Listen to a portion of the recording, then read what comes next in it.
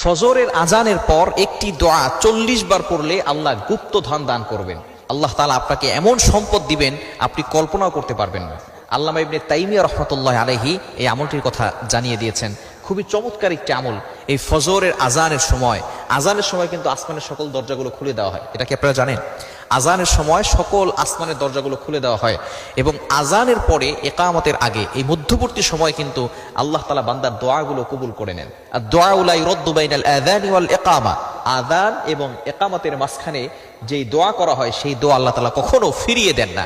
এজন্য এই সময়টা আল্লাহর কাছে দোয়া করবেন। বিশেষ করে আল্লাহ পাক রব্বুল আলামিন আপনাকে ক্ষমতা দান করতে পারেন, আপনাকে সম্মান দান করবেন, আল্লাহ তাআলা আপনাকে মর্যাদা দান করবেন, আল্লাহ তাআলা আপনাকে ইজ্জতের জিন্দেগি দান করবেন, মুবারক জিন্দেগি দান করবেন। যদি এটা নাও হয় আল্লাহ পাক রব্বুল আলামিন আখিরাতে আপনার জন্য জান্নাতের ব্যবস্থা করে দিবেন।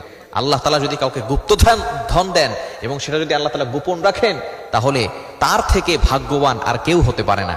সুতরাং এই আমলটি আপনি অবশ্যই করার চেষ্টা করবেন। অল্প কয়েকদিনের ভিতরে ভালো একটা ফলাফল আসবে। যদি আপনি ফজরের সময় আজানের পরে 2 রাকাত সুন্নত পড়বেন, ফরজের আগে এই আমলটি করার চেষ্টা করবেন। কারণ আজানের পরে কিন্তু আমরা সুন্নত পড়ে ফেলি, তাই না? আজানের ফজরের নামাজ হচ্ছে কয় রাকাত? 4 রাকাত। 2 রাকাত সুন্নত, 2 রাকাত ফরজ। সুন্নতের পরে এবং ফরজের আগে মধ্যবর্তী সময় আপনি এই দোয়াটা 40 বার পড়বেন। দোয়াটি হচ্ছে ইয়া হাইয়ু ইয়া কাইয়ুম লা ইলাহা ইল্লা আনতা বিরহমাতিকা আস্তাগীথ। এই দোয়াটা আমরা অনেকে জানি না। ইয়া হাইয়ু ইয়া কাইয়ুম, আল্লাহ তাআলা 2টি গুণবাচক নাম। এই 2টি গুণবাচক নামই আল্লাহ তাআলার ইসমে আজম।